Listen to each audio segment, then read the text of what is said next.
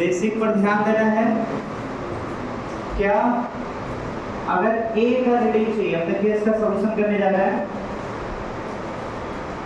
अगर ए का रीडिंग चाहिए तो हमें P1 निकालना होगा।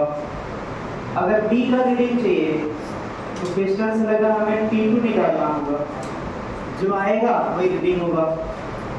अब देखते हैं इसमें, अगर इसमें टेंशन निकालना है तो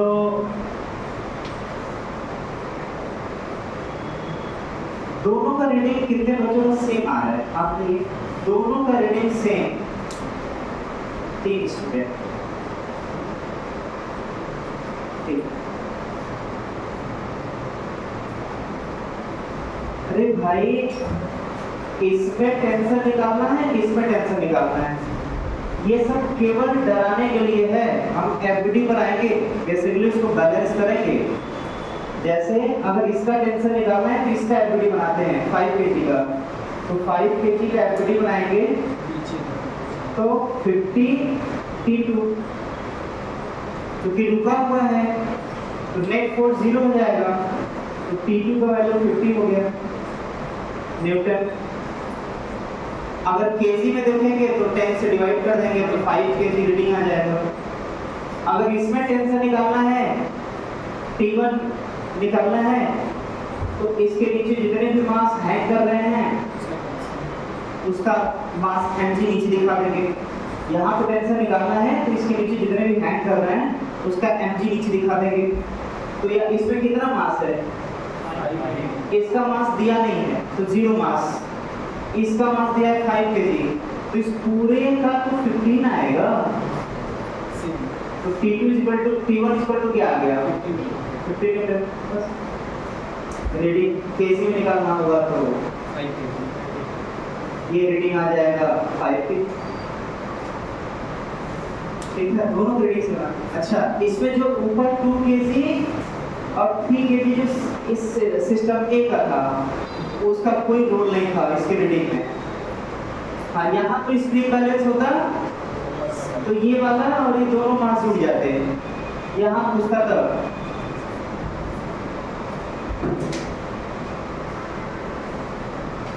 कोई दिक्कत हो नहीं चाहिए, बहुत सारे बच्चों को आना चाहिए। बस आप बेसिक पे ध्यान दीजिए ना। पिस्टन से लगे स्ट्रिंग में निकालना है, 1000 टाइप का क्वेश्चन पूछते हैं, 1000 टाइप का क्वेश्चन पूछे, हमें बस बेसिक ध्यान देना है। बेसिक है कि पिस्टन से लगे स्ट्रिंग में टेंशन निकालना है बस।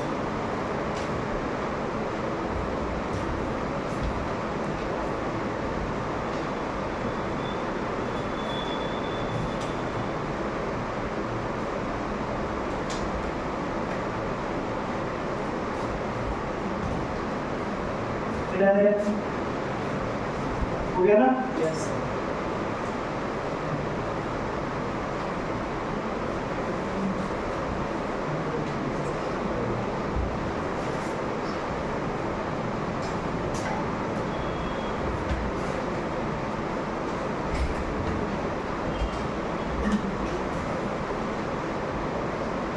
नेक्स्ट एक टॉपिक इसमें था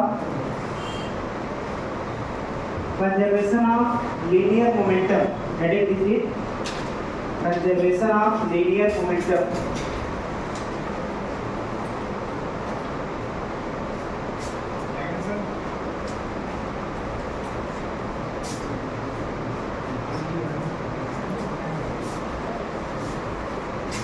कंजर्वेशन ऑफ लीनियर मोमेंटम।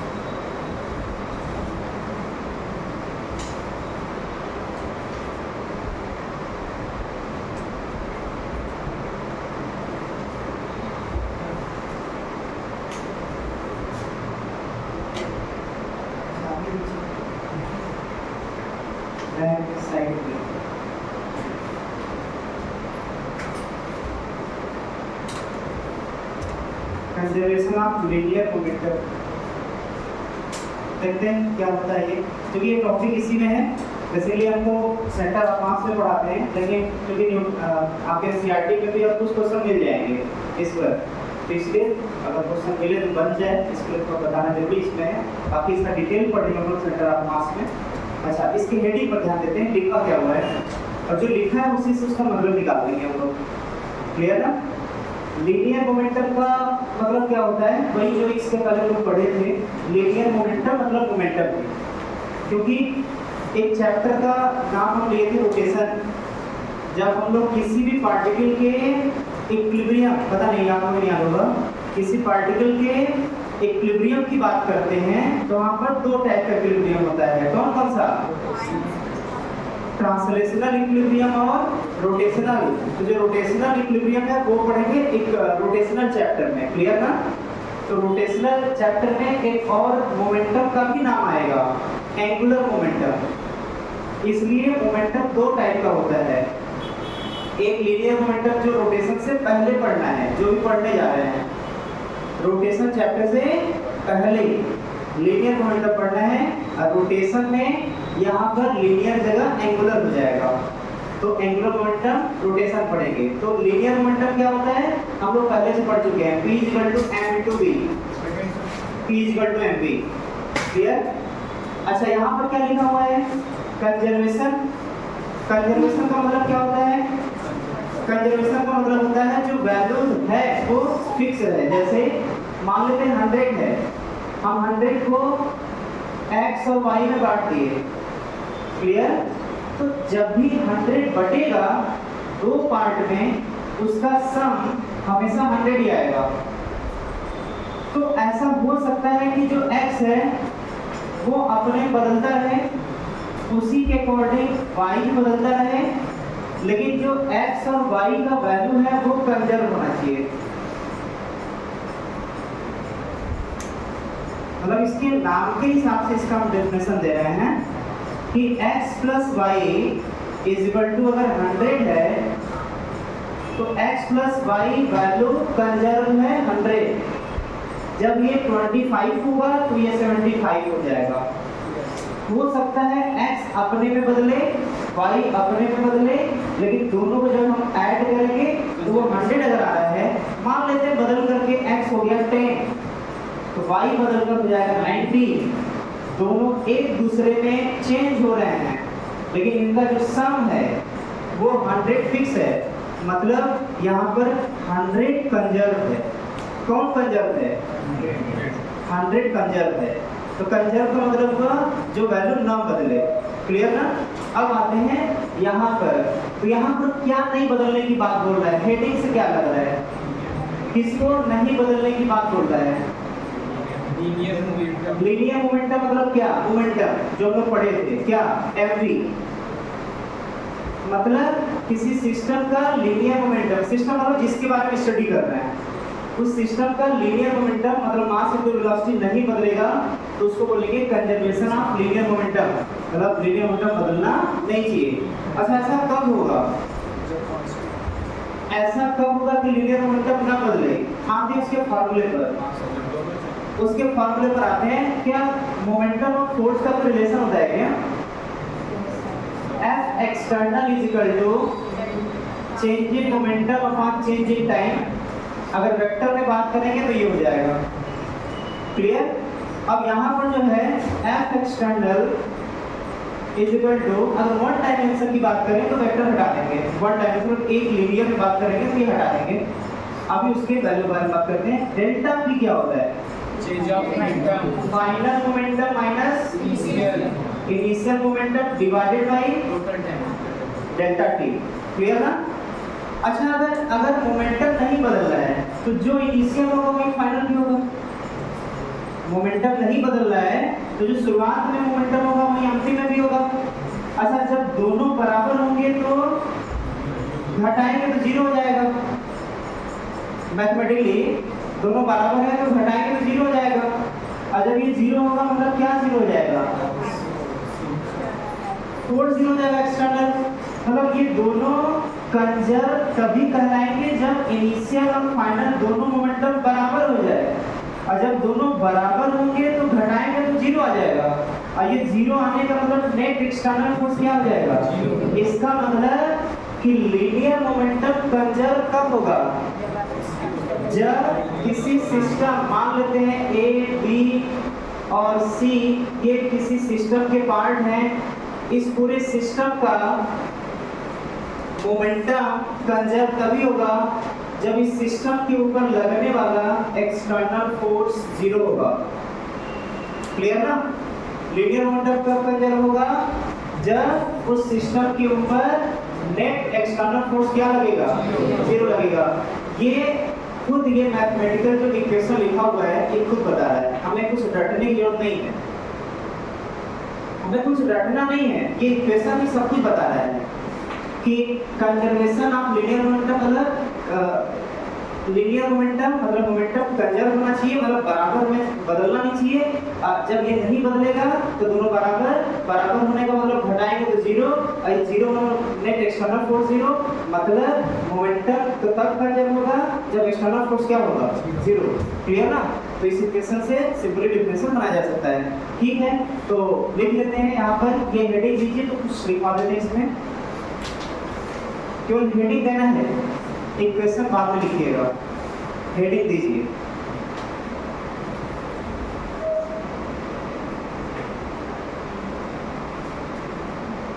देखिए,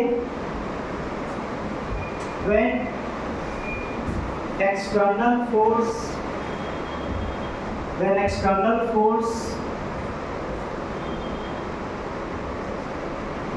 on system,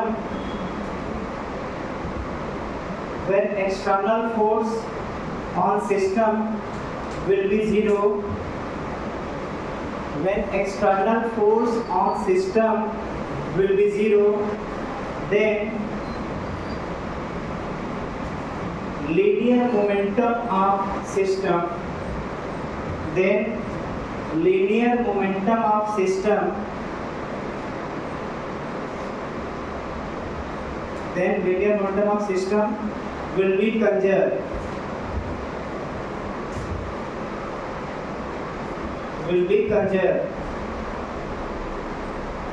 that is, it means, yeah, that is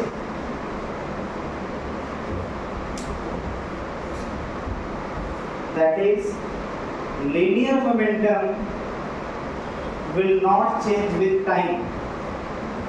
Linear momentum of system, that is linear momentum of system will not change with time. Linear momentum of system will not change with time. Will not change with time.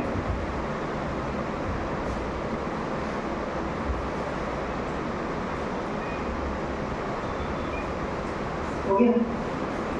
और उसके बाद जो है just उसके नीचे लिख देंगे P initial will be equal to P final of system.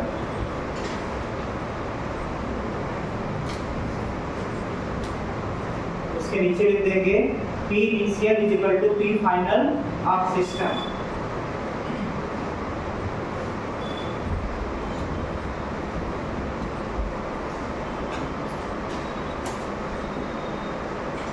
हो गया? ये लिख लिया ना? अब उसके बाद इसको लिख लेंगे। अब यहीं से प्रूफ हो जाएगा कि क्यों ऐसा बोला जा रहा है।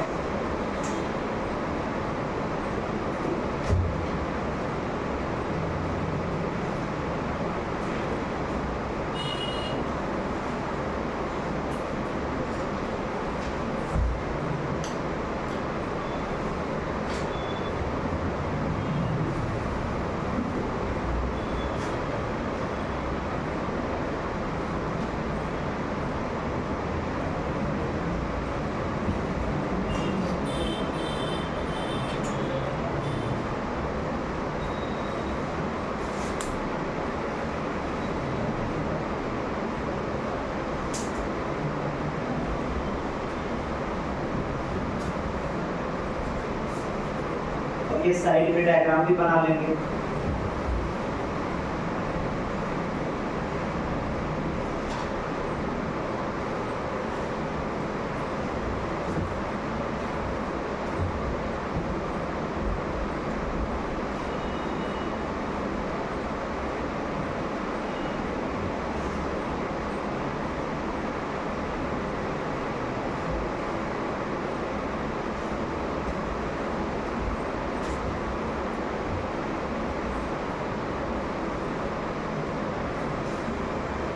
एग्जाम्पल देखते हैं।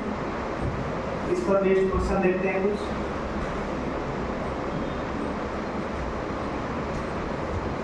क्वेश्चन देखिए,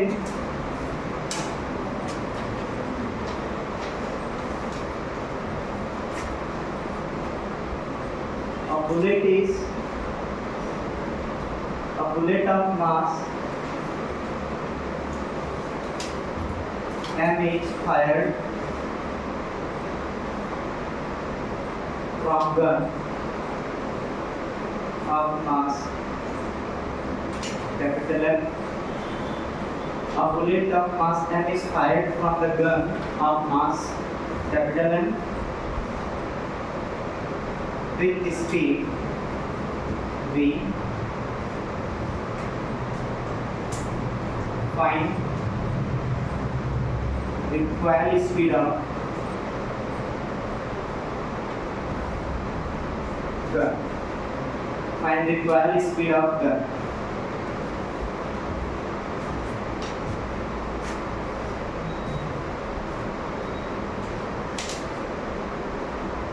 एक नया शब्द दिख रहा होगा, रिक्वायर।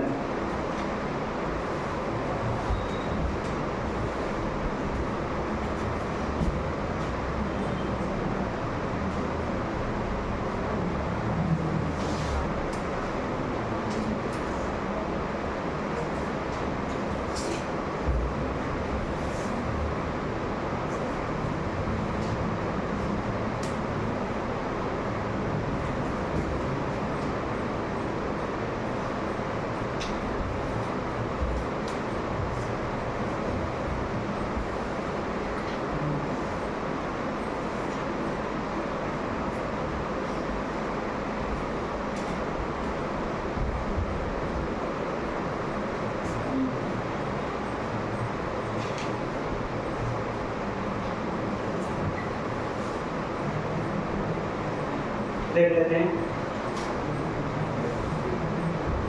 इधर ध्यान देते हैं।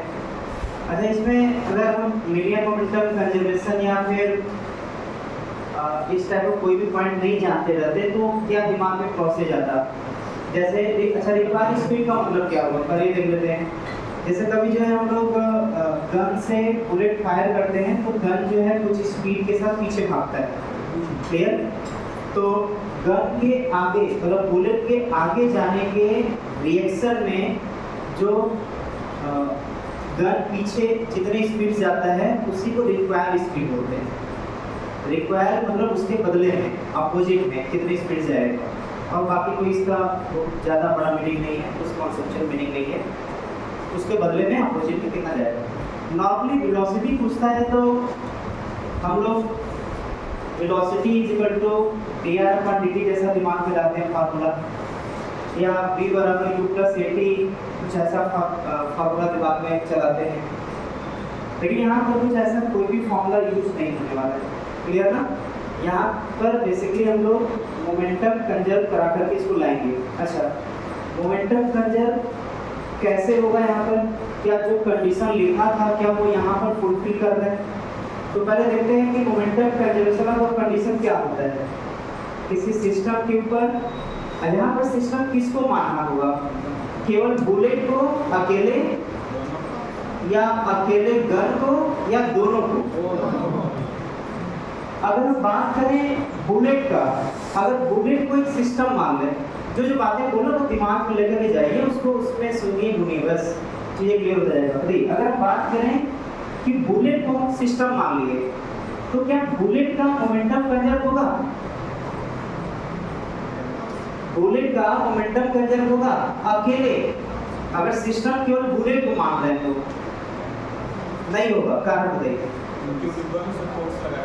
स्वाभाविक सी बात है कि बुलेट गन के अंदर था और दोनों रुके थे, बुलेट गन के अंदर था और दोनों रेस्ट में थे, रुके हुए थे। तो अचानक इसके पास वेलोसिटी आया कैसे। अगर कोई बुलेट रुका हो और अचानक चलने लगे, ये तभी पॉसिबल है जब उसके ऊपर कोई तगड़ा फोर्स लगा हुआ है, मतलब बहुत ज़्यादा अमाउंट में फोर्स लगा होगा, तभी तो अचानक मूव करना शुरू कर दिया। इसका मतलब कि बुलेट के ऊपर फोर्स लगा तभी रेस्ट में होने के तुरंत बाद मोशन पा गया। और जब किसी सिस्टम के ऊपर फोर्स लगता है तो उसका मोमेंटम कंजर्व नहीं होता। अच्छा, क्या अकेले गन का मोमेंटम कंजर्व हो सकता है क्या? नहीं हो सकता। अच्छा, क्यों नहीं हो सकता? न्यूटन्स थर्ड लॉ ये बोलता है कि अगर बुलेट के ऊपर फोर्स लगा होगा आगे, तो बुलेट भी गन के ऊपर पीछे फोर्स लगाया होगा। इसका मतलब कि अगर फोर्स का एनालिसिस करें तो गन के ऊपर इधर फोर्स लगा होगा और बुलेट के ऊपर इधर फोर्स लगा होगा, और यहाँ तक कि दोनों फोर्स बराबर लगे होंगे न्यूटन थर्ड लॉ से। क्लियर? अच्छा, नेट फोर्स क्या हो गया? दोनों अगर जोड़ भी दें तो कैंसिल आउट हो जाएगा न्यूटन थर्ड लॉ से, दोनों कैंसिल आउट हो जाएंगे। नेट फोर्स जीरो है। इसका मतलब कि अकेले का तो मोमेंटम कंजर्व नहीं होगा, लेकिन सिस्टम का मोमेंटम कंजर्व होगा। स्टार्टिंग में गन और बुलेट, गन के अंदर बुलेट रुका हुआ था, रेस्ट में थे, बाद में कंडीशन क्या बनकर आया? बाद में कंडीशन ये बनकर आ गया। स्टार्टिंग में रुके हुए थे तो दोनों का वेलोसिटी जीरो हो गया, और जब दोनों का वेलोसिटी जीरो हो गया तो इनिशियल मोमेंटम दोनों का जीरो हो गया, क्योंकि वेलोसिटी इनटू मास होता है मोमेंटम। इसका मतलब मोमेंटम इनिशियल दोनों का जीरो हो गया, वेलोसिटी जीरो होने की वजह से। बाद वाला क्या हुआ? बाद वाले में क्या हुआ? इसका वेलोसिटी का मान लेते हैं v0, आगे मान लेते हैं पॉजिटिव साइन, तो इसका मतलब ये वेलोसिटी नेगेटिव आ जाएगा। बताइए फाइनल मोमेंटम क्या होगा? तो दोनों टुकड़ों का अलग अलग मोमेंटम निकालते हैं। बताइए इसका मोमेंटम कितना होगा? फाइनल मोमेंटम दोनों का मिलकर कितना होगा? माइनस, इसका माइनस क्यों? अपोजिट है, तो जाएगा माइनस एम वी नॉट। अच्छा, इसका प्लस की माइनस? पॉजिटिव में है तो प्लस एम इंटू वी।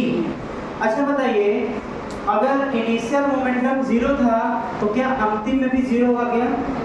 भाई मोमेंटम नहीं बदल रहा है, तो जो शुरुआत में जीरो था अभी भी जीरो होगा, मतलब दोनों कंजर्व हो जाएंगे। तो यहाँ पर लिख लेंगे क्या?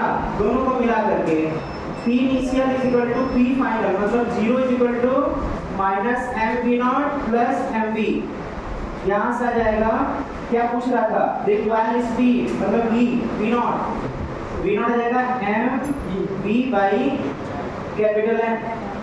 ये पॉजिटिव आ रहा है, मतलब जो माने थे सही है। क्या माने थे? पीछे।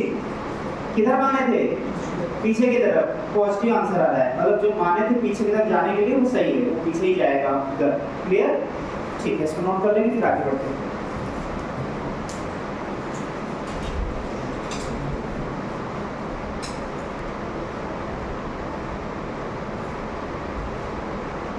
अच्छा, एक क्वेश्चन दे रहे हैं, डायग्राम बना रहे हैं, इसमें बताना है कि सिस्टम का मोमेंटम कंजर्व होगा या नहीं।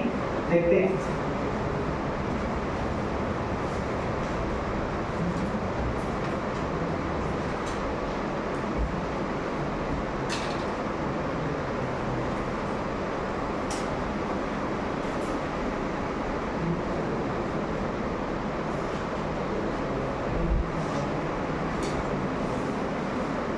डायग्राम ये है, after collision with ball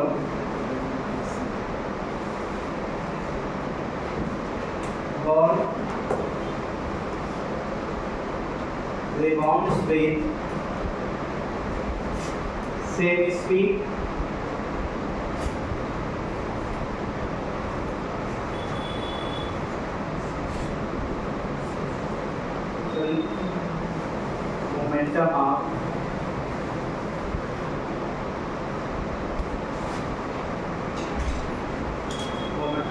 momentum of ball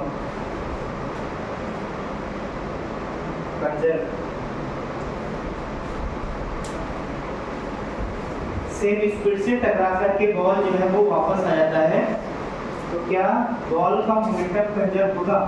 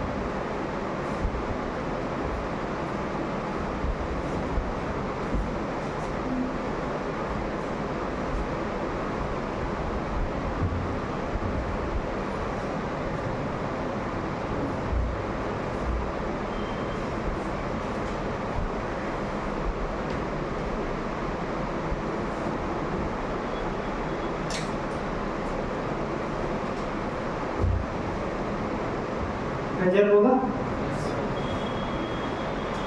किसी का ऐसा भी है कि कंजर्व नहीं होगा? किस स्टूडेंट का ये भी आंसर आ रहा है क्या?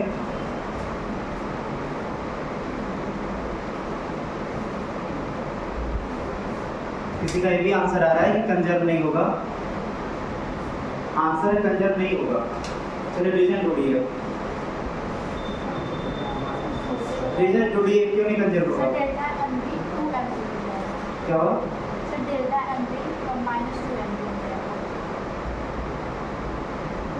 पहले बोलना चाहिए था आंसर वाला रीजन ढूंढने में।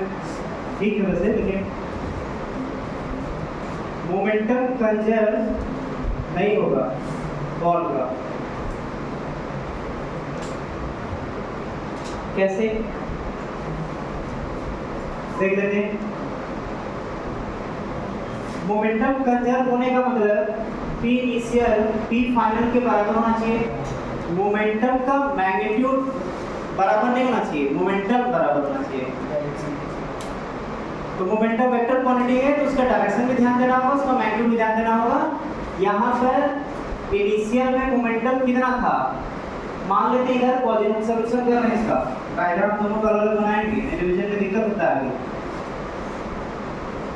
इनिशियल मोमेंटम आगे पॉजिटिव साइन मान लेते हैं, पीछे इधर नेगेटिव साइन मान लेते हैं अपने मन से, क्लियर ना? तो इनिशियल मोमेंटम क्या होगा? इनिशियल मोमेंटम आ जाएगा, इनिशियल मोमेंटम पॉजिटिव है ना, मान लेते हैं इसका मास m है, m इनटू v प्लस में, और फाइनल मोमेंटम क्या होगा? तो जब आफ्टर कोलिजन जब इधर की तरफ जाएगा तो फाइनल मोमेंटम होगा minus mass into velocity, clear? और ये कभी नहीं बोलेंगे कि m plus m v minus m v बराबर होगा। तो कंजर्व कहाँ रहा? बदल गया ना। ऐसा क्यों हुआ? क्या बॉल एक सिस्टम है, क्या उसके ऊपर फोर्स लगा है ड्यूरिंग द मूव मोशन? क्या कहीं बीच में रास्ते में कहीं बीच में फोर्स लगा है उसके ऊपर? क्योंकि हम लोग जानते हैं मोमेंटम कंजर्व कब होता है? मोमेंटम कब कंजर्व होता है? जब उस सिस्टम के ऊपर एक्सटर्नल फोर्स जीरो लगता है। इसका इसमें जीरो नहीं लगा होगा, सही बात है, जीरो नहीं लगा है। कौन है? बॉल। बॉल तो इसको फोर्स लगाया होगा, अरे फोर्स लगाया तभी तो इसको टकराया, वेलोसिटी जीरो हुआ होगा, फिर वेलोसिटी एक्सेलरेट इधर होते हुए इधर भी वेलोसिटी पाया होगा। अरे भाई ड्यूरिंग द कोलिजन इसका वेलोसिटी घटते घटते जीरो हुआ होगा, फिर बढ़ते बढ़ते v हुआ होगा इस डायरेक्शन में, तभी तो आगे बढ़ा होगा। तो वेलोसिटी को बदलने वाला कौन? एक्सेलरेशन। एक्सेलरेशन को लाने वाला कौन? फोर्स। जब फोर्स लगा, वेलोसिटी बदलने वाला कौन? एक्सेलरेशन। एक्सेलरेशन को लाने वाला कौन? फोर्स। तो फोर्स लगा तभी तो वेलोसिटी बदला। ये इसका रीजन हो सकता है, लिख सकते हैं अपने भाषा में ऐसे तरीके से। हम तो सॉल्व करके बता दिए, इनिशियल अलग है, फाइनल मोमेंटम अलग है, मतलब मोमेंटम कंजर्व नहीं है।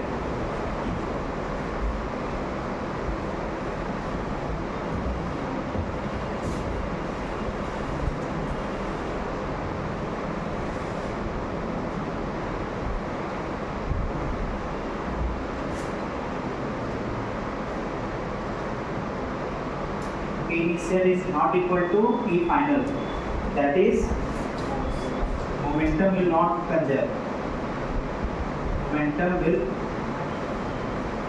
not conserve।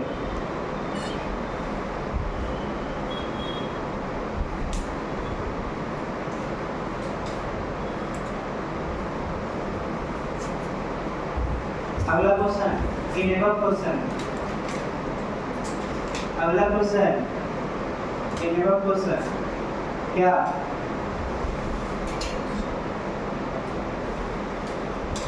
will ball plus ball system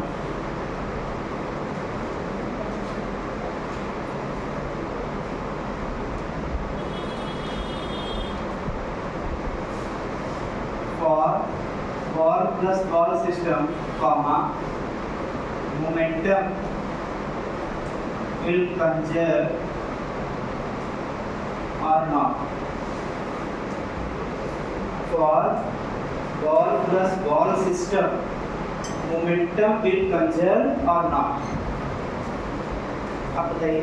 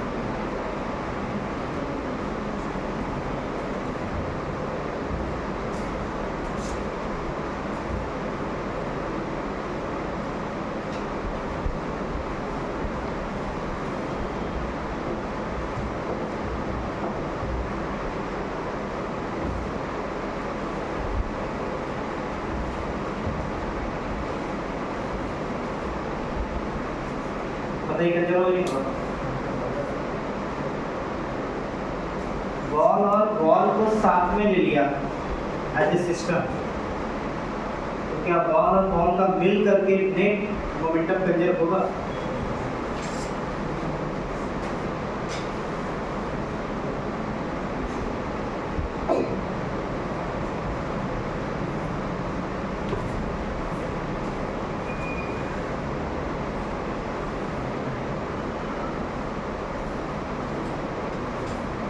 जल्दी जल्दी बताइए ना।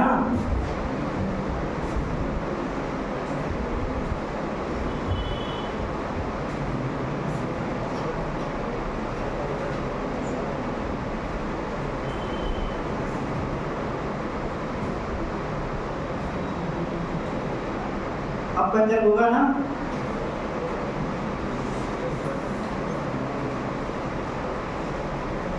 बहुत दिक्कत है सर, पता नहीं इसमें क्या कैसे चेक करेंगे। सिस्टम मानिए ना, किसको किसको सिस्टम घेरिए डैश करके और देखिए कहीं एक्सटर्नल फोर्स लग रहा है सिस्टम के ऊपर। जिसको सिस्टम मान रहे हैं उसको घेरिए, चारों तरफ टहल कर देखिए कि क्या कोई एक्सटर्नल फोर्स में लग रहा है। लग रहा है एक्सटर्नल फोर्स, मोमेंटम कंजर्व नहीं होगा। हाँ नहीं होगा कंजर्व, देख लेते हैं। अच्छा इसके पहले जो है एक जैसे इनिशियल और फाइनल मोमेंटम सेम था क्या? इसके जस्ट पहले वाले में बॉल का नहीं था ना, तो सेम नहीं था तभी तो बोले थे मोमेंटम कंजर्व नहीं था। लेकिन कंडीशन क्या होता है? मोमेंटम कंजर्व करने का कंडीशन क्या होता है? नेट फोर्स 0 होना चाहिए। तो क्या बॉल पर फोर्स लगा था क्या? लगा था। तो कॉपी में ऐसे दिखा दीजिए फोर्स, जो बॉल को फोर्स लगाया था वो इधर लगाया था और ये नॉट इक्वल टू 0 था। पिछले वाले दिखा दीजिए। एक समझाने का पहला तरीका ये है कि इनिशियल फाइनल मोमेंटम सेम नहीं है इसलिए कंजर्व नहीं होगा। एक तरीका ये भी है आंसर देने का। दो तरीका है पिछले क्वेश्चन का, दो तरीका है आंसर देने का कि मोमेंटम कंजर्व क्यों नहीं होगा। एक ये भी तरीका है कि बॉल के ऊपर बॉल के ऊपर फोर्स लगाया था इसलिए मोमेंटम कंजर्व नहीं हुआ था। ये दूसरा रीजन है। यहाँ पर आते हैं, हम देखते हैं। ऐसा करते हैं, यहाँ पर इनिशियल मोमेंटम और फाइनल मोमेंटम निकाल लेते हैं और पक्का दोनों बराबर नहीं होंगे, तभी तो कंजर्व नहीं है। देखिए कैसे। अच्छा ये क्या बॉल जो है वो बॉल से टकराया तो क्या बॉल चलने लगा? नहीं चला। इसका मतलब इनिशियल मोमेंटम किसका? बॉल प्लस बॉल का। इनिशियल मोमेंटम बॉल का कितना होगा? m into v होगा। ध्यान सुनना है इधर। इसका मोमेंटम हो जाएगा m into v। बॉल का मान लेते हैं 5 m है, तो बॉल तो चला नहीं। जब बॉल चला ही नहीं तो उसका मोमेंटम इनिशियल क्या हो गया? 0। फाइनल मोमेंटम फिर दोनों का बॉल प्लस बॉल का क्या होगा?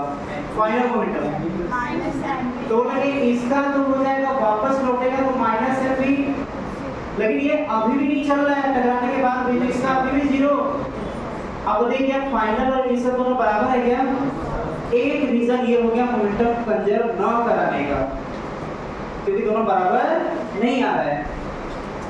क्या मोमेंटम कंजर्व न कराने की कंडीशन ये होता है क्या कि नेट एक्सटर्नल फोर्स 0 होना चाहिए, लेकिन यहाँ पर नहीं है? वो कैसे?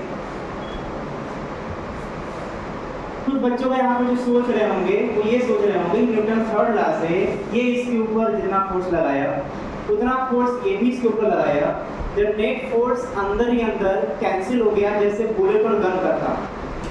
बुलेट और गन पे जो फोर्स लगा था, अगर यहीं तक सोच रहे हैं तो उसके आगे भी थोड़ा सोच लीजिए कि बॉल भी तो कहीं से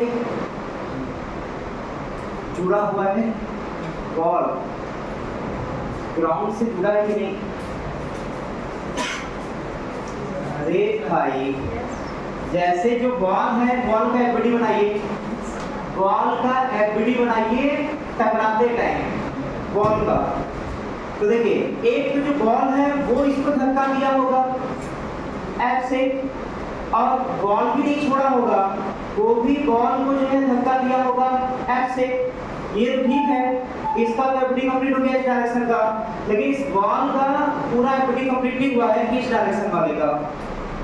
भाई जिस ग्राउंड से वो जुड़ा है, अगर वो नहीं जुड़ा होता तो नेट फोर्स आगे लग गया बॉल के ऊपर, और जब बॉल के ऊपर नेट फोर्स आगे लग गया तो एक्सीलरेशन भी आगे आ जाएगा, बॉल चलना शुरू कर देगा। लेकिन प्रैक्टिकली पता है कि बॉल चल नहीं रहा है, भले बॉल टकरा के वापस आ गया लेकिन बॉल अपनी जगह पड़ा का पड़ा है। वो इसलिए पड़ा है क्योंकि जब बॉल ने बॉल को इधर फोर्स लगाया तो जिस ग्राउंड के साथ बॉल जुड़ा है, जिस ग्राउंड के साथ बॉल जुड़ा हुआ है, वो तुरंत उसके अपोजिट फोर्स एफ लगा करके इसका नेट फोर्स 0 कर दिया। और जब बॉल का नेट फोर्स 0 हो गया तो जहां पर था वहीं पर है। भाई कोई जहां पर है वहीं पर, इसका क्या मतलब? नेट फोर्स 0 है। अब देखिए इस सिस्टम के ऊपर 3 फोर्स लग रहा है, देखिए यहां से गिनिए 1 2 3। अब इसको कोई बैलेंस नहीं कर रहा है, इसको तो बैलेंस कर लिया 0 हो गया, इसको भी कोई बैलेंस करता तभी तो नेट फोर्स सिस्टम के ऊपर 0 होता। हो गया क्या? कुछ और सुना है? यही रीजन बिल्कुल लॉजिकल, बिल्कुल रीजन के साथ, कुछ भी रटना नहीं है, सब कुछ छिपा हुआ है इसके अंदर रीजन। एक एक रीजन को कॉपी में लिख लीजिए, हर बार क्वेश्चन का आंसर गलत याद है, बार बार देख रहे हैं।